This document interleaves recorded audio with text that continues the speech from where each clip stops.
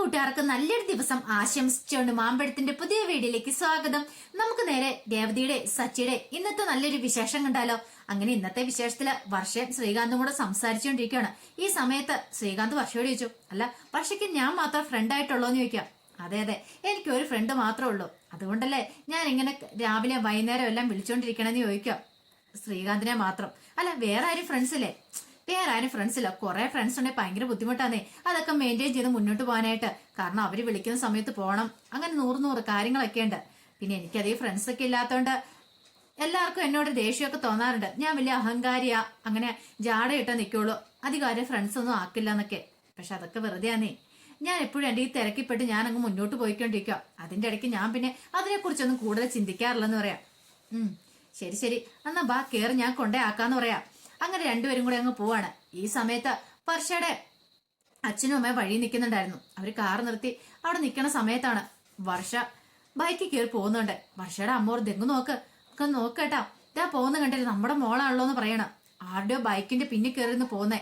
എല്ലാത്തിനും കാരണം ഏട്ടനാ. ഏട്ടനോട് പലതവണ ഞാൻ പറഞ്ഞിട്ടുണ്ട്, ദേ അവൾക്ക് ഇത്ര ഓവർ സാധനം കൊടുക്കണ്ട, അവളെ കല്യാണപ്രായമായി, അവളെ കെട്ടിച്ചു കൊണ്ടെന്നൊക്കെ. ഏട്ടൻ അനുസരിച്ചില്ലോ. ഇപ്പൊ കണ്ടില്ലേ, കണ്ടവന്റെ ബൈക്കിന് പിന്നെ അവള് പോകുന്ന പോക്കണ്ടില്ല എന്ന് പറയാം. നീ ഒന്ന് ദേഷ്യപ്പെടാതിരിക്ക. അവള് ചിലപ്പോ അവളുടെ ഫ്രണ്ട് എങ്ങാനും ആണെങ്കിലോ. പിന്നെ ഫ്രണ്ട് എന്നിട്ടാണ് ഇവള് ചിരിച്ച് ഉല്ലസിച്ച് ഇങ്ങോട്ട് പോന്നെ. ബാ ഇപ്പൊ തന്നെ നമുക്ക് ചെല്ലാം, അവളുടെ പുറകെ നമുക്ക് പോവാന്ന് പറയാ. വേണ്ട പുറകെ പോണ്ട, നമുക്ക് പതുക്കെ പോയാൽ മതി. നീ ദേഷ്യമൊന്നും നിയന്ത്രിക്കുക. ഇങ്ങനെ ദേഷ്യപ്പെട്ട് കാര്യമുണ്ടോ? ഒരു കാര്യം ചെയ്യാം, നമുക്ക് വീട്ടിൽ പോയി ഫുഡൊക്കെ എടുത്തോണ്ട് അങ്ങോട്ട് ചെല്ലാം. അപ്പൊ പിന്നെ അവൾക്ക് സംശയങ്ങളൊന്നും തോന്നത്തില്ലെന്ന് പറയാം. ശരിയെന്ന് പറഞ്ഞ് രണ്ടുപേരും കൂടെ പോവാണ്. പിന്നീട് വർഷേനെ സ്റ്റുഡിയോയുടെ മുന്നിൽ കൊണ്ടുവരുത്തിയിട്ട് ശ്രീകാന്ത് പറഞ്ഞു, അതെ എന്നാ ഞാൻ പോയിക്കോട്ടെ എന്ന് ചോദിക്കോ. പോയിക്കോ, വൈകുന്നേരം വണ്ടി എടുക്കാൻ നേരത്ത് വരണോട്ടോ എൻ്റെ കൂടെ എന്ന് വരുമോ. ശരി വിളിച്ചാൽ മതി, ഞാൻ വന്നേക്കാന്ന് പറയണം. പിന്നീട് വർഷ സ്റ്റുഡിയോക്കകത്തേക്ക് കയറിപ്പോ. അങ്ങനെ കുറെ സമയം കഴിഞ്ഞു. വർഷ തന്റെ ജോലി തുടർന്നുകൊണ്ടിരിക്കുന്ന സമയത്താണ് വർഷയുടെ അച്ഛനും അമ്മയും കൂടെ അങ്ങോട്ട് കയറി വരുന്നത്. ഈ സമയത്ത് ഡബിൾ സ്റ്റുഡിയോയിൽ ഇരുന്ന് എഞ്ചിനീയർ പറഞ്ഞ, അതെ കുറച്ച് സമയം വെയിറ്റ് ചെയ്യോ. വർഷ വർക്കില്ലാന്ന് പറയാം. ശരി ഞങ്ങൾ ഇവിടെ നിൽക്കാന്ന് പറയണം. ഈ സമയം വർഷ സീരിയലിന് വേണ്ടി ഡബ് ചെയ്തോണ്ടിരിക്കുവായിരുന്നു. അപ്പൊ സീരിയലിനകത്തെ അതിന് നല്ല ഇമോഷൻ സീനായിരുന്നു. അപ്പം കാമുകനോട് പറയുന്ന കുറച്ച് രംഗങ്ങളൊക്കെ ആയിരുന്നു വർഷ പറഞ്ഞുകൊണ്ടിരിക്കുന്നത്. അത് നല്ല ഇമോഷനൊക്കെ ഇട്ട് അതുപോലെ പറഞ്ഞുകൊണ്ടിരിക്കുന്നത്. അപ്പൊ കാമുകി പറയാം, അതെ എന്നോട് ഇങ്ങനെയൊന്നും പറയരുത് കേട്ടോ, എന്റെ അച്ഛനും അമ്മയും കഷ്ടപ്പെട്ട് എന്നെ ഇവിടെ എത്തിച്ച്. അപ്പൊ അതുകൊണ്ട് എനിക്കിനി അച്ഛനും അമ്മയും പറയാതെ ഒരു തീരുമാനം എടുക്കാൻ പറ്റില്ല, അവരെ സങ്കടപ്പെടുത്താൻ എനിക്ക് പറ്റില്ല. അതുകൊണ്ട് അവരുടെ അനുമതി ഉണ്ടെങ്കിൽ മാത്രമേ ഞാൻ നിങ്ങളോടൊപ്പം വരത്തുള്ളൂ. അവര് സമ്മതിക്കണം എന്നൊക്കെ പറയാം. ഇതെല്ലാം കേട്ട് പുറത്ത് നിന്ന വർഷയുടെ അച്ഛനും അമ്മയ്ക്കും ഭയങ്കര സന്തോഷമായി. തന്റെ മോള് ഇങ്ങനെയാണല്ലോ എന്നൊരു ചിന്ത അവരുടെ ഉള്ളിൽ ഉണ്ടാകുന്നുണ്ട്. ഈ സമയത്ത് വർഷ ഡബ് ചെയ്ത് കഴിഞ്ഞായിരുന്നു. പെട്ടെന്ന് സ്റ്റുഡിയോയിൽ നിന്ന് എഞ്ചിനീയർ പറഞ്ഞു, അതെ സൂപ്പർ ആയിട്ടുണ്ട് വർഷേ. ഓക്കെ, ആ ഇമോഷൻസ് ഒക്കെ പൊളിച്ചെന്ന് പറയണ. അതെ വർഷയുടെ അച്ഛനും അമ്മയും എന്ന് പറയാ. എന്റെ അച്ഛനും അമ്മയോ? അതെ ഈ സീരിയലിനകത്തായതുകൊണ്ട് ഇതൊക്കെ നടക്കും. ഇപ്പൊ നേരിട്ടൊക്കെ ആണെങ്കിൽ എന്നോടൊക്കെ ഇങ്ങനെ ഒരു ആൺകുട്ടി പറഞ്ഞെങ്കിൽ ഞാനൊന്നും നോക്കത്തില്ല, ഞാൻ അച്ഛനും അമ്മേനെ നോക്കത്തില്ല. എന്റെ ഇഷ്ടം എന്താണോ അതോ ഞാൻ പറയത്തുള്ളൂ. അല്ലെങ്കിൽ നമ്മുടെ ഇഷ്ടമല്ലേ നമ്മൾ പറയണ്ടേ. അയാളെ സ്വർണ്ണോ പറഞ്ഞു കഴിഞ്ഞാൽ പിന്നെ ചോദിച്ചു കഴിഞ്ഞാൽ പിന്നെ അതിന് ഉത്തരം അങ്ങോട്ട് കൊടുത്താൽ പോരെ, കൂടുതൽ എന്നെ പറയേണ്ട ആവശ്യമൊന്നുമില്ലല്ലോ. ഇത് കേട്ട് പുറത്ത് നിന്ന് വർഷയുടെ അച്ഛനും അമ്മയ്ക്കും ഒരു കാര്യം മനസ്സിലായി, അവളുടെ സ്വന്തം ഇഷ്ടപ്രകാരം ചെയ്യത്തുള്ളൂ. അത് വെറുതെ സീരിയലിന് വേണ്ടിയിട്ട് മാത്രം അവൾ ഇമോഷൻ ഇട്ട് പറഞ്ഞാന്ന്. ഈ സമയം എഞ്ചിനീയർ പറഞ്ഞു, അതെ വർഷയുടെ അച്ഛനും അമ്മയും വന്നിട്ടുണ്ട്, അത് പറയാൻ വന്നേന്ന് പറയണം. ഓഹോ ശരി എന്ന് പറഞ്ഞിട്ട് വർഷ അവിടെ നിങ്ങോട്ട് പുറത്തേക്ക് ഇറങ്ങി വരുവാണ്. അങ്ങനെ അവരെ കണ്ടപ്പോഴും ചോദിച്ചു, ഇതെന്താ പറ്റി രണ്ടുപേരും കൂടെ ഇങ്ങോട്ട് വരാൻ പറഞ്ഞാൽ വരാത്ത ആൾക്കാരുള്ളൂ, എന്ത് പറ്റിയെന്ന് ചോദിക്കാം. വെറുതെ വന്നാ ഇന്ന് വരാൻ തോന്നി, അതുകൊണ്ടാന്ന് പറയാം. നിനക്ക് കഴിക്കാനുള്ള ലഞ്ചുമായിട്ട് വന്നിരിക്കണേന്ന് പറയാം. ആണോ? ആഹാ എന്നാ ബാന്ന് പറഞ്ഞിട്ട് അവര് അപ്പുറത്തെ ഫുഡ് കഴിക്കുന്ന മുറിയുടെ അങ്ങോട്ട് ചെല്ലുവാണ്. അങ്ങനെ വർഷയ്ക്ക് കഴിക്കാനുള്ള ഫുഡൊക്കെ എടുത്തു കൊടുത്തു. കഴിക്കാൻ പറയാണ്. അല്ല എന്ത് പറ്റി രണ്ടുപേരും കൂടെ ഇങ്ങോട്ട് വന്നേ, എന്തോ കാര്യമായിട്ടുണ്ടല്ലോ എന്ന് പറയാം. വർഷയുടെ അച്ഛൻ ഒന്നുമില്ല, നിന്നെ മോളെ ഒന്ന് കണ്ടിട്ട് പോകാന്ന് കരുതി വന്ന. പിന്നെ എന്നെ കണ്ടിട്ട് പോകാനായിട്ട് നല്ല കഥയായിപ്പോയി. അതെ ഞാൻ വിശ്വസിക്കത്തില്ല, മിക്കവാറും അവിടെ ഇരിക്കുന്ന ആ സൗണ്ട് എഞ്ചിനീയറോട് പറയുകയാണെങ്കിൽ അയാൾ അത് വിശ്വസിച്ചിരിക്കും. പക്ഷെ എനിക്കറിയാലോ എന്റെ അച്ഛനമ്മേനെ, ഒരു കാര്യമില്ലാതെ വരില്ല എന്ന് എനിക്കറിയാന്ന് പറയാം. അതേസമയം വർഷയുടെ അമ്മ പറഞ്ഞു, നിനക്ക് കുറച്ച് സ്വാതന്ത്ര്യം തന്നു കരുതിയിട്ട് നീ ഇങ്ങനെ ചെയ്യുന്നല്ലേന്ന് ചോദിക്കുകയാണ്. എന്താമ്മേ, നീ ആരുടെ കൂടെ ബൈക്കിന് പുറകെ കയറി പോകുന്നുണ്ടേ?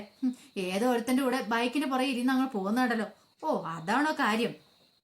അപ്പൊ അതാണ് വന്നത്. എനിക്ക് തോന്നി കാരണം ഒരു കാരണമില്ലാതെ രണ്ടുപേരും കൂടെ ഇങ്ങോട്ട് വരത്തില്ലെന്ന്. സത്യം പറ, അത് ആരാന്ന് ചോദിക്കുവാണ്. അവൻ ഏതാ, എങ്ങനെയുള്ളവനാ, ഇതിനെ കുറിച്ചൊക്കെ നിനക്ക് അറിയാമെന്ന് ചോദിക്കാം. ഭാഷ പറഞ്ഞു, ആഹാ ഇത് ഫുൾ ക്വസ്റ്റ്യൻസ് ആണല്ലോ.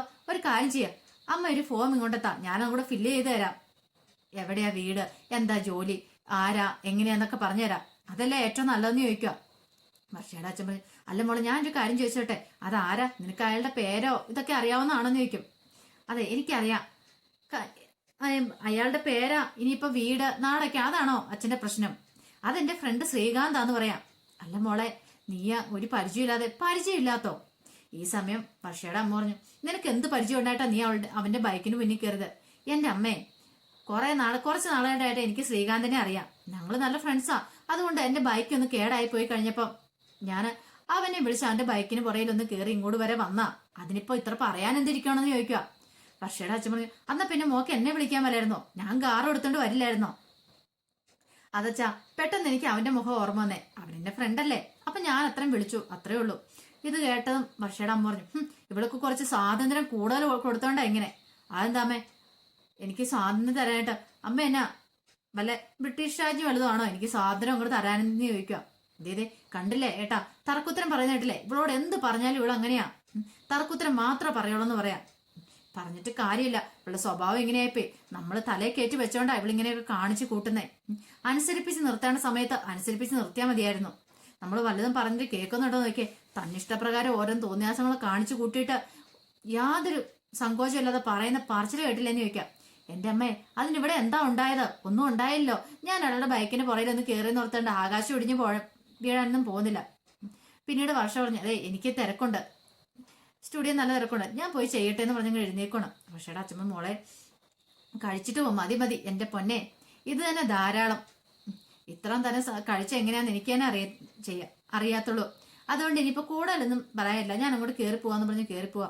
ഈ സമയം വർഷയുടെ അച്ഛൻ പറഞ്ഞു, എന്തിനാ നീ അവളോട് ഇങ്ങനെ ദേഷ്യപ്പെടാൻ പോയത്? അവളുടെ സ്വഭാവം അറിയാന്നല്ലേ, അവളെ മയത്തി പറഞ്ഞു വേണം നമ്മൾ മനസ്സിലാക്കാനായിട്ട്.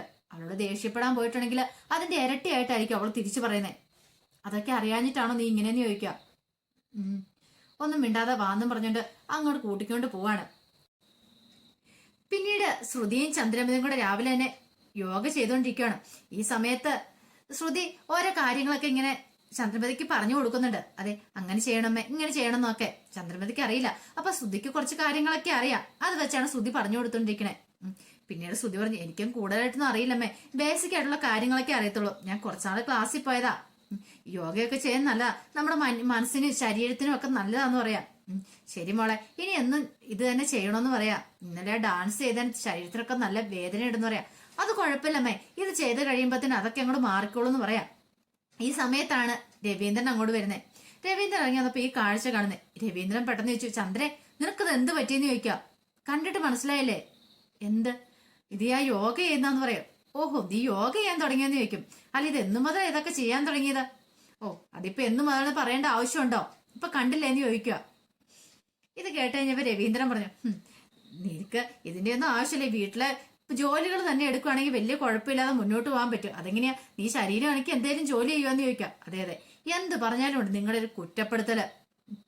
എപ്പൊ എന്ത് കാണിച്ചാലും ഇതുപോലെ തന്നെയാ പറയണേ.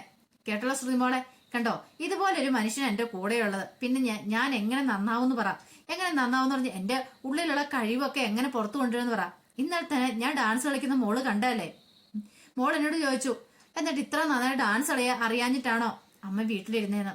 കണ്ടില്ലേ, എന്റെ കഴിവിനെ പ്രോത്സാഹിപ്പിക്കുന്ന ഒരാള് ഭർത്താവായിട്ട് കൂടെ ഉണ്ടെങ്കിൽ മാത്രമല്ലേ അതൊക്കെ നമുക്കൊന്ന് ചെയ്യാൻ പറ്റുള്ളൂ. ഇത് ഇപ്പൊ തന്നെ കണ്ടില്ലേ, ഞാൻ എന്തെങ്കിലും ചെയ്ത് കഴിയുമ്പോ ഇങ്ങനെ കുറ്റപ്പെടുത്തുന്ന ഒരാളാ എന്റെ ഒപ്പം ഉള്ളതെന്ന് പറയാം. രവീന്ദ്രൻ പറഞ്ഞു, നല്ല കാര്യമാണെങ്കിൽ നല്ലതെന്ന് പറയുകയും ചെയ്യും. പക്ഷേങ്കില് നീ ആകെപ്പാടെ ഇപ്പൊ ഈ കുറച്ച് ദിവസമല്ലേ ഇങ്ങനെ തുടങ്ങിയിട്ട്, ഇത്ര നാളെ നിന്നോട് എന്നും രാവിലെ നടക്കാൻ വരാൻ പറഞ്ഞിട്ട് നീ നടക്കാൻ പോലും വരാറുണ്ടോ?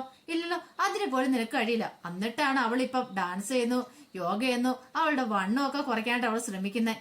നല്ല കഥയായി പോയെന്ന് പറയാം. ഈ സമയത്ത് ചന്ദ്രമതി പറഞ്ഞു, പിന്നെ അത് എനിക്കിഷ്ടമുള്ള കാര്യം ഞാൻ ചെയ്യും. ഇപ്പൊ ശ്രുതിമോള് വന്നോണ്ടല്ലേ, അല്ലെങ്കിൽ പിന്നെയോ? ഇത് കേട്ടപ്പം രവീന്ദ്രൻ പറഞ്ഞു, ശരിയാ, അത് തന്നെ എനിക്കും പറയാനുള്ളേ. മര്യാദക്കാണെങ്കിൽ നിനക്ക് ഇതിന്റെ ഒന്നും ആവശ്യമില്ലായിരുന്നു, എന്റെ കൂടെ രാവിലെ നടക്കാൻ വന്നാൽ മതിയായിരുന്നു പറയാം. പിന്നീട് രവീന്ദ്രൻ പറഞ്ഞു, ഒരു കാര്യം ചെയ്യുമോളെ, സൂക്ഷിച്ചും കണ്ടുമൊക്കെ പഠിപ്പിക്കുക. വയസ്സും പ്രായമൊക്കെ ആയതാ, ഒന്നാമത്തെ കാര്യം അവൾക്ക് എന്താന്ന് പോലും അറിയത്തില്ല.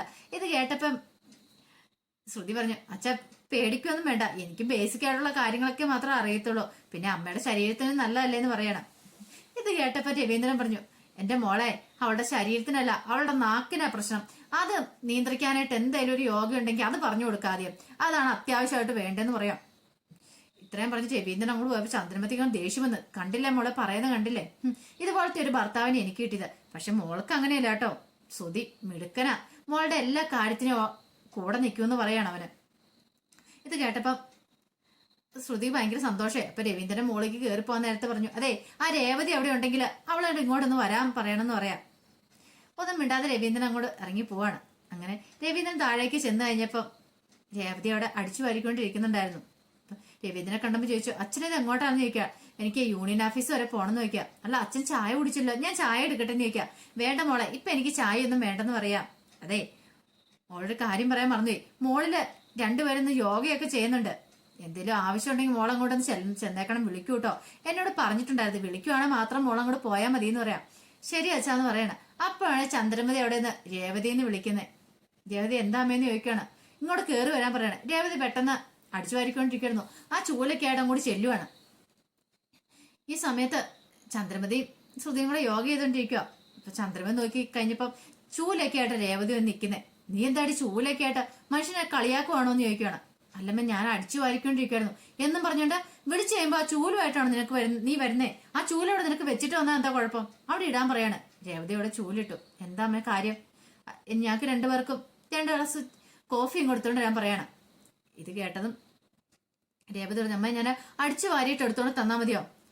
ഓഹോ, അപ്പൊ നീ അടിച്ചു വാരി കഴിയുന്നോടെ പറഞ്ഞ് ഞങ്ങൾ ഇവിടെ ഇരിക്കണല്ലേ, അതൊന്നും പറ്റത്തില്ല, ഇപ്പൊ തന്നെ എടുത്തോണ്ട് വരാൻ പറയാണ്. രേവതി പെട്ടെന്ന് അങ്ങോട്ട് പോകാൻ തുടങ്ങി. പെട്ടെന്ന് രേവതിനെ വിളിച്ചു, അതെ അവിടെ നിന്നേ.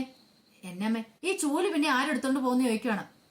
രേവതിക്ക് സങ്കടമൊക്കെ. രേവതി വന്നിട്ട് പിന്നെ ചൂലങ്ങ് എടുത്തോണ്ട് പോവാണ്. അവൾ ഓരോന്ന് കൊണ്ട് ഇട്ടേക്കുന്നു, ഒരു ഉത്തരവാദിത്വം ഇല്ലെന്നൊക്കെ പറഞ്ഞോണ്ട് പറയാണ്. ഇതോടെ ശ്രുതി പറഞ്ഞു, അമ്മേ അങ്ങനെയൊന്നും പറയണ്ട, രേവതി എടുത്തോണ്ട് തരാന്ന് പറഞ്ഞല്ലോ. എന്റെ മോളെ അവളോട് അധികം കൂട്ടുകൂടാനൊന്നും പോകണ്ട കേട്ടോ, ഭയങ്കര അഹങ്കാരം പിടിച്ചതാ. ഉണ്ടല്ലേ, ഇപ്പൊ തന്നെ സച്ചിയാണെങ്കിൽ അവള് മൈൻഡ് ചെയ്യുന്ന പോലില്ല, എന്നിട്ട് അവൾക്ക് ഇത്ര അഹങ്കാരം. ഇപ്പൊ സച്ചിയെ സ്നേഹിക്കുകയും കൂടെ ചെയ്യുവാണെങ്കിൽ അവൾ നിരത്തൊന്നും അല്ല നിൽക്കുന്നേ, അധികം മൈൻഡ് ചെയ്യാനൊന്നും പോകണ്ടെന്ന് പറയാം. ശരി അമ്മയെന്ന് പറയാണ്. പിന്നീട് രണ്ടുപേരും കൂടെ വീണ്ടും യോഗ ചെയ്യണം. അങ്ങനെ യോഗയെല്ലാം ചെയ്ത് കഴിഞ്ഞപ്പോൾ ചന്ദ്രമതി മടുത്ത് മോളേന്ന് പറയാണ്. അന്നൊരു കാര്യം ചെയ്യാം, നമുക്കിനി ടെറസിന്റെ മുകളിൽ പോയിട്ട് ബ്രീത്തിങ് എടുക്കാന്ന് പറയണം. അത് യോഗയ്ക്കകത്തുള്ളതാണല്ലോ. ശരിയെന്നും പറഞ്ഞ് രണ്ടുപേരും മുകളിലേക്ക് പോവാം. ഈ സമയത്ത് ശ്രീകാന്ത് അവിടെ ഫോൺ ചെയ്തുകൊണ്ടിരിക്കുന്നുണ്ടായിരുന്നു. രണ്ടുപേരും കൂടെ അങ്ങോട്ട് ചെല്ലുന്നതാണ് ചോദിച്ചു, എന്താ രണ്ടുപേരും കൂടെ ഇങ്ങോട്ട്, ഞങ്ങൾ യോഗ ചെയ്യുവാന്ന് ശ്രുതി പറയണം. ആഹാ അത് കൊള്ളാലോ, അമ്മ യോഗ ചെയ്യാൻ കൂടിയെന്ന് ചോദിക്കും. അത് ഞാനും കൂടിയെന്ന് പറയാം. ഈ സമയം ശ്രുതി പറഞ്ഞു, കുറച്ചൊക്കെ കാര്യങ്ങൾ എനിക്ക് അറിയത്തുള്ളൂ ശ്രീകാന്തേ, ബേസിക് ആയിട്ടുള്ള കാര്യങ്ങൾ, അതൊക്കെ അമ്മേനും കൂടെ പഠിപ്പിക്കണം, നല്ലതല്ലേന്ന് ചോദിക്കാം. ശരിയാ നല്ലതാന്ന് പറഞ്ഞിട്ട് ശ്രീകാന്ത് അങ്ങോട്ട് താഴേക്ക് ഇറങ്ങി പോവാ. അവരെന്നിട്ട് അവിടെ യോഗ ചെയ്തോണ്ടിരിക്കുകയാണ്. ഈ സമയത്ത് കോഫിയൊക്കെ ആയിട്ട് ദേവൻ നേരെ അങ്ങോട്ട് വരുന്നേ. അങ്ങനെ കോഫി കൊണ്ടുവന്നിട്ട് ചന്ദ്രമതിക്ക് കൊടുക്കുവാണ്. ചന്ദ്രമതി എന്ന് പറഞ്ഞു, അതെ കോഫി കൊണ്ട് തന്നു, പെട്ടെന്ന് പോയി അടുക്കളയിൽ പണികളൊക്കെ ചെയ്യാൻ പറയണം. അമ്മ ഞാനിപ്പോ അടിച്ചു വാരിക്കൊണ്ടിരിക്കുക, അത് കഴിഞ്ഞിട്ട് ബാക്കി പണികളൊക്കെ ഞാൻ ചെയ്തോളാന്ന് പറയണം. അങ്ങനെ ചന്ദ്രമതി എന്ത് ചെയ്യുവാണ്, ആ കോഫി ഇച്ചിരി കുടിക്കുവാണ്. കുടിച്ചു കഴിക്കാൻ ചന്ദ്രമതിക്ക് ഇഷ്ടപ്പെട്ടില്ല. നീ ഇതെന്താ ഇട്ടോണ്ടിരിക്കുന്നത്, കഷായമാണോ, നിന്നോട് ഞാൻ കോഫി എടുത്തോണ്ടിരാനല്ലേ പറഞ്ഞേ, എന്നിട്ട് ഇങ്ങനെയാണ് നീ കൊണ്ടാ തരുന്നതെന്ന് ചോദിക്കാം. അമ്മ അത് കഷായമല്ല, അമ്മയ്ക്ക് ദേഹത്തിന് വേദനയൊക്കെ ഉണ്ടെന്ന് പറഞ്ഞു, ഇന്നലെ ഡാൻസ് ചെയ്തതിന്റെയൊക്കെ, അതുകൊണ്ട് ഞാൻ അതിനകത്ത് ഇച്ചിരി ചുക്കും കുരുമുളകും അതെല്ലാം ഇട്ടാന്ന് പറയാണ്. ഇത് കേട്ടൻ പറഞ്ഞു, നിന്നോട് പറയുന്ന കാര്യം മാത്രം നീ ചെയ്താൽ മതി, ഇതിനകത്ത് പഞ്ചസാരയില്ല, അവള് കിട്ടോണ്ട് വന്നിരിക്കുന്നുണ്ടല്ലെന്ന് പറഞ്ഞ് ദേഷ്യപ്പെടുവാണ്. അമ്മ എന്തിനാ ഇങ്ങനെ കിടന്ന് ദേഷ്യപ്പെടുന്നേ, പറഞ്ഞ പോരെ, അമ്മയ്ക്ക് വേറെ കോഫി എടുത്തോണ്ടോണോ, ഞാൻ എടുത്തോണ്ട് തരാന്ന് പറയണം. ചന്ദ്രജി കലിതുള്ളി അങ്ങോട്ട് നിൽക്കുവാണ്. പിന്നീട് ഒന്നും മിണ്ടില്ല. അപ്പൊ രേവതി പറഞ്ഞു, അന്നമ്മ ഞാൻ അങ്ങോട്ട് പോട്ടെ എന്ന് പറയണം. ഇത് കേട്ടും ചന്ദ്രമതി പറഞ്ഞു, അവിടെ നിന്നേ, നിന്നോട് പറഞ്ഞാൽ നിനക്ക് മനസ്സിലാവില്ലേന്ന് ചോദിക്കുക. ഇതിനകത്ത് പഞ്ചസാര കുറവാന്ന് പറഞ്ഞില്ലേ, അമ്മ ഇങ്ങനെ ദേഷ്യപ്പെടല്ല അമ്മേ, അമ്മ ഇങ്ങനെ ദേഷ്യപ്പെട്ടുണ്ടെങ്കിൽ അമ്മയ്ക്ക് ഷുഗർ കൂടുന്ന് പറയാം. അത് നീ നിന്റെ ഭർത്താവിനോട് ആദ്യം പോയി പറ, അവനല്ലേ ദേഷ്യം കൂടുതലെന്ന് പറയാം. ഞാൻ പറഞ്ഞോളാം, അദ്ദേഹം ഇങ്ങോട്ട് വന്നേം പറയാന്ന് പറഞ്ഞിട്ട് രേവതി മൈൻഡ് ചെയ്യാതെ താഴേക്ക് ഇറങ്ങി പോവാം. ചന്ദ്രമതിക്ക് ദേഷ്യം വന്നു. ചന്ദ്രമതി എന്ത് ചെയ്യുവാണ്, ആ കാപ്പി ഒറ്റ ഒഴുക്കി അങ്ങോട്ട് ഒഴിച്ചു. ആ പോയ രേവതിയുടെ മുഖത്തേക്കും കഴുത്തിലേക്കും ഒക്കെ വീഴുവാണ്. രേവതി പെട്ടെന്ന് ഒരു നിമിഷം ഞെട്ടിപ്പോയി. പെട്ടെന്ന് തിരിയാൻ കയറി വരുവാണ്. ശ്രുതി ഇത് ഒരിക്കലും പ്രതീക്ഷിച്ചില്ല, ചന്ദ്രമതി പോലും പ്രതീക്ഷിച്ചല്ലത്. പെട്ടെന്ന് രേവതി വന്നിട്ട് അമ്മ എന്ത് പരിപാടിയാണ് കാണിച്ചെന്ന് ചോദിക്കും. അല്ല എനിക്ക് അറിയാതെ പറ്റിയതാന്ന് പറയണേ. അമ്മയ്ക്ക് വേണ്ടായിരുന്നെങ്കിൽ വേണ്ടെന്ന് പറഞ്ഞാൽ പോരായിരുന്നോ, അതിന് ഇങ്ങനെയാണോ ചെയ്യുന്നേ, വേണ്ടെങ്കിൽ അവിടെ വെച്ചാൽ പോരായിരുന്നോ, വെറുതെ അത്രയും കാപ്പി വേസ്റ്റ് ആക്കേണ്ട ആവശ്യം ഉണ്ടായിരുന്നോ, ഇതേ വെറുതെ കിട്ടുന്നൊന്നുമല്ല. ഇത് കേട്ടപ്പോൾ ചന്ദ്രമതി പറഞ്ഞു, അതെനിക്കും അറിയാം വെറുതെ കിട്ടുന്നല്ലാന്ന്, നീ എത്ര കൂടുതൽ പറയാനൊന്നും ഇല്ലെന്ന് പറയാം. അതെ എന്റെ ഭർത്താവ് അധ്വാനിച്ചുകൊണ്ട് കൊണ്ടിരുന്ന അറിയാവോ, അതിങ്ങനെ വെറുതെ വേസ്റ്റ് ആയി കളയാനുള്ള അല്ലെന്ന് പറയാം. ഇത്ര പറഞ്ഞിട്ട് രേവതി ദേഷ്യപ്പെട്ട് അങ്ങോട്ട് പോവാണ് ഇറങ്ങി. അപ്പോഴാണ് ശ്രീകാന്ത് അങ്ങോട്ട് കയറി വരുന്നത്. ശ്രീകാന്ത് കണ്ടു ഏടത്തിയുടെ അതായത് രേവതിയുടെ കഴുത്തേലും മുഖത്തൊക്കെ കോഫി ഇരിക്കുന്നത്. എന്താ അടുത്തേന്ന് ചോദിക്കരുത്. ഒന്നുമില്ലെന്ന് പറയണം. ശ്രീകാന്തിന്റെ കാര്യം മനസ്സിലായി. ശ്രീകാന്ത് പെട്ടെന്ന് അങ്ങോട്ട് വന്നു. എന്താ അമ്മയെ കാണിച്ചെന്ന് ചോദിക്കുക. അല്ല അത് പിന്നെ ഞാന് സത്യം പറയാമേ അമ്മ ഒഴിച്ചല്ലേന്ന് ചോദിക്കുക. അല്ലടാ മോനെ അത് ഞാൻ അങ്ങോട്ട് ഒഴിച്ചപ്പോ അറിയാതെ വീണു പോയതാ. അമ്മയ്ക്ക് എന്നെ ഇത്ര ബോധമില്ലാതായി പോയോ? അമ്മ ഇത് ഏത് നൂറ്റാണ്ടിലാണ് ജീവിക്കുന്നേ? എന്തെങ്കിലും നല്ല തിളച്ച കോഫി ആയിരുന്നു എന്ത് പറ്റിയാനോ? ചേച്ചി അവിടെ പൊള്ളിയായിരുന്നെങ്കിലോ? ഇതെങ്ങാനും സച്ചിയാണ് അറിഞ്ഞിട്ടുണ്ടെങ്കിൽ എന്താ സംഭവിക്കാൻ പോകുന്ന അമ്മയ്ക്ക് അറിയാമെന്ന് ചോദിക്കുക. പിന്നീട് ശ്രുതിയോട് ചോദിച്ചു, അല്ല ഏട്ടത്തി ഇവിടെ നിന്നിട്ടാണ് അമ്മ ഇങ്ങനെയൊക്കെ ചെയ്തത്? അല്ല പിന്നെ ഞാനത് ഒന്നും പറയണ്ട, ഇത് ഒരിക്കലും അത് നല്ല കാര്യമല്ല ചെയ്ത അമ്മേ. അമ്മയ്ക്ക് നാണമുണ്ടോ ഇങ്ങനെയൊക്കെ ചെയ്യാനായിട്ട്? ഒന്നും അല്ലെങ്കിൽ അമ്മയ്ക്ക് ഇത്ര വയസ്സും പ്രായമൊക്കെ ഉള്ളതല്ലേ? ഏട്ടത്തി പാവമായതുകൊണ്ട് ഏട്ടത്തി ഒന്നും മിണ്ടായിരുന്നു എന്നും പറഞ്ഞുകൊണ്ട് ഏട്ടത്തിയുടെ തലയിൽ കയറി നിരങ്ങുമല്ലേ? സച്ചേട്ടൻ അങ്ങനെ അറിഞ്ഞിട്ടുണ്ടെങ്കിൽ അമ്മേനെ വെറുതെ വെച്ചേക്കുള്ളെന്ന് പറയാം. ഈ സമയം രേവതി എന്ത് ചെയ്യണം? ഒന്നും മിണ്ടാതെ അങ്ങോട്ട് ഇറങ്ങിപ്പോവാ. ശ്രീകാന്തിന് സങ്കടം വന്നു. ശ്രീകാന്ത് പെട്ടെന്ന് അങ്ങോട്ട് ഇറങ്ങിപ്പോവാ. അപ്പൊ ശ്രുതി പറഞ്ഞു, വേണ്ടായിരുന്നു അമ്മേ, എന്റെ മോളെ ഞാൻ അറിഞ്ഞുകൊണ്ടത് ചെയ്തല്ല, ഞാനത് അങ്ങോട്ട് ഒഴിച്ചപ്പോ അവളുടെ മേത്തേക്ക് വീണു പോയതാന്ന് പറയാ. ശ്രീകാന്ത് ഇറങ്ങി ചെന്നിട്ട് പറഞ്ഞു, എന്താ ഏട്ടത്തി ഒന്നും മിണ്ടാതെ ഇറങ്ങിപ്പോന്ന എന്താ? ഏട്ടത്തിക്ക് രണ്ടെണ്ണം പറയാൻ മേലായിരുന്നു ചോദിക്കുക. ഇത് കേട്ടപ്പോ രേവതി, ഞാൻ എന്തിനാ ശ്രീകാന്ത പറയണേ? അതെ അമ്മ ഇങ്ങനെ കാണിക്കുന്നു, ഇതിനേക്കാളും കൂടുതൽ എന്റെ ഭർത്താവായ അദ്ദേഹം എന്നോട് ചെയ്യുന്നേ. അപ്പൊ ഇവരെനിക്കൊരു വില തരണമെങ്കിൽ എന്റെ ഭർത്താവ് ആദ്യം എനിക്ക് വില തന്നാലേ ഇവരെനിക്ക് വില തരുള്ളൂ എന്ന് ചോദിക്കുവാണ്. എന്റെ മേലൊരു സ്നേഹമൊക്കെ കാണിച്ചാലേ ഇവരെന്നോട് സ്നേഹം കാണിക്കുള്ളൂ. ഇവർക്ക് അത്രയൊക്കെ ഉള്ളൂ. ഞാൻ ആരോട് പോയി പരാതി പറയാനാ? ഇപ്പൊ ഇതൊക്കെ ഇങ്ങനെ സംഭവിച്ചെന്ന് പറഞ്ഞുകൊണ്ട് എനിക്കൊന്നും അദ്ദേഹത്തിനോട് പരാതി ഒന്നും പറയാൻ പറ്റില്ല. അദ്ദേഹം എന്നെ ചീത്ത പറയുള്ളൂ. അറിയാലോ ഗജാനന്ദന്റെ കാര്യം തന്നെ. അതുകൊണ്ട് ഞാൻ പിന്നെ പറഞ്ഞിട്ടൊരു കാര്യമില്ല. അതുകൊണ്ടാണ് ഞാനൊന്നും മിണ്ടാതെ ഇറങ്ങി പോന്നേന്ന് പറയാ. ഇത് കേട്ടപ്പോ ശ്രീകാന്തിന് വല്ലാത്ത വിഷമമായിപ്പോയി. ഇതിങ്ങനെ വിട്ടിട്ട് കാര്യമില്ലെന്ന് മനസ്സിലായി. രണ്ടുപേരും തീരുമാനിച്ചിട്ട് എന്നെ കാര്യം എന്ന് വിചാരിച്ച് ശ്രീകാന്ത് അങ്ങോട്ട് ഇറങ്ങിപ്പോവാ. അപ്പൊ അതിന്റെ വിശേഷങ്ങളൊക്കെയാണ് നമ്മളിന്ന് കണ്ട്. ഇതിന്റെ ബാക്കി വിശേഷങ്ങളൊക്കെ ആയിട്ട് ഞാൻ ഉച്ചയ്ക്ക് വരാട്ടോ. എല്ലാ ദിവസം പിറ്റേ ദിവസത്തെ വിശേഷം ഞാൻ ഉച്ചയ്ക്ക് ചാനലിനകത്ത് ഇടുന്നുണ്ട് കേട്ടോ. ഒരു 1:30-2 മണിക്കുള്ളിൽ തന്നെ ചാനലിനകത്ത് അപ്ലോഡ് ചെയ്യും കേട്ടോ. അപ്പൊ മറക്കാതെ എല്ലാവരും കയറി കാണണം കേട്ടോ. ഒരിക്കൽ കൂടി എല്ലാവർക്കും നല്ലൊരു ദിവസം ആശംസിച്ചുകൊണ്ട് നിർത്തുന്നു. നന്ദി.